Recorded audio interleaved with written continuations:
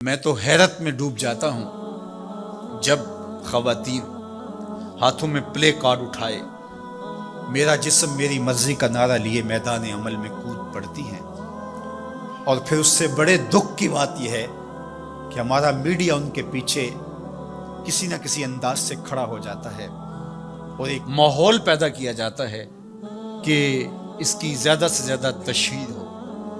میرا معاشرہ، میرا دین، میری مشرقی روایات، میرا کلچر، میرا تمدن، میری تہذیب اس کی حمایت نہیں کرتا۔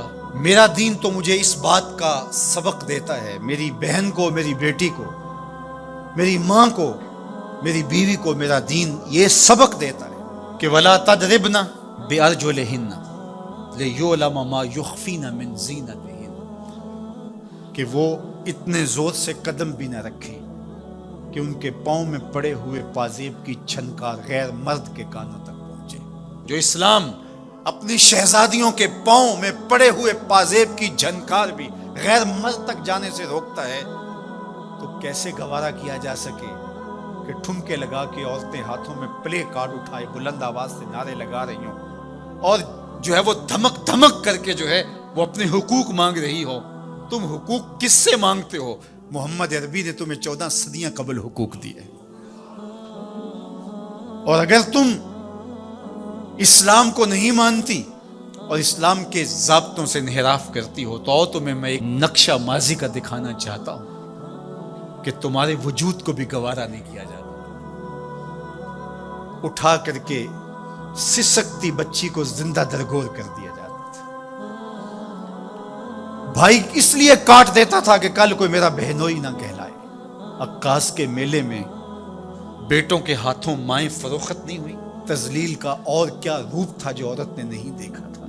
یہ تو اسلام کا فیض ہے کہ اسلام نے ماں کا روپ دیا، اسلام نے عورت کو بہن کا روپ دیا، عزتوں کی مسند پہ بٹھایا۔ بیٹیاں زندہ درگور ہو رہی تھی، میرے حضور نے کہا میری فاطمہ میرے جگر کا ٹکڑا ہے۔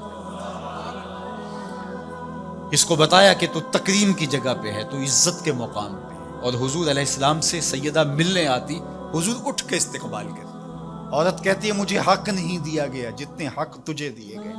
مرد کو وراثت میں ایک حق دیا گیا، عورت کو 2 حق دیے گئے۔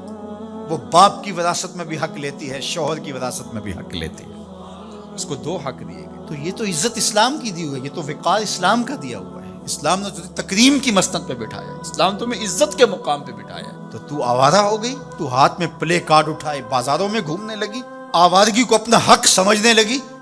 یہ تو نقص تھا، یہ تو جاہلیت کے زمانے کی عورتوں کا مزاج تھا۔ تجھے تو یہ کہا گیا فَلَا تَخْضَعْنَ بِالْقَوْلِ فَيَطْمَعَ الَّذِي فِي قَلْبِهِ مَرَضٌ، کہا کہ جب دروازے پہ دستک ہو یا تو فون اٹھا لے، مجبوری ہو کسی غیر مرد سے تجھے بات کرنا، تو تجھے میرا دین کہتا ہے اپنی آواز میں لوچ نہ پیدا ہونے دینا، آواز کو تھوڑا سا کرخت کر دینا، دل کا کوئی روگی تیری آواز کی نرمی سے کوئی اور معنی نہ نکال لے۔ تو اتنی پاک اور پردے دار ہے کہ تیرے بارے میں خیال بھی پاک رہنے چاہیے۔ تجھے دیکھ کے مرد کو ادب سے نظریں جھکانے کا حکم دیا گیا ہے۔ نگاہیں نیچی کر لو، محمد کی شہزادی آ رہی ہے۔ نگاہیں نیچی کر لو، فاطمہ کی بیٹی آ رہی ہے۔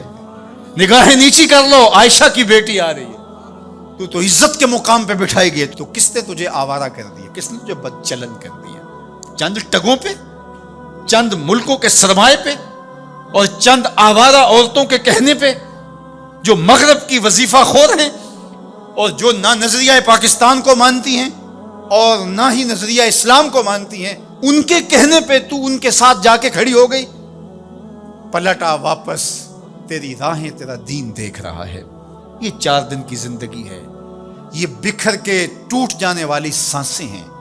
آجا، تیرا دین انتظار کر رہا ہے، تیری نسلیں تیرا انتظار کر رہی ہیں۔ بطول باش و پنہا شو ازیں اثر کہ در آغوش شبیر بگیری۔ اقبال نے کہا بہن بطول بن جا اور زمانے کی نگاہوں سے پوشیدہ ہو جا، پھر تیری آغوش میں بھی حسین کے جانشین پیدا ہوں گے۔ تو مغرب کی ٹینو نہیں ہے، تو محمد کی بیٹی ہے، اور تیرا پردہ تیرے لیے بوجھ نہیں ہے، تیرے پردے کی ایک سلوٹ تیری آبرو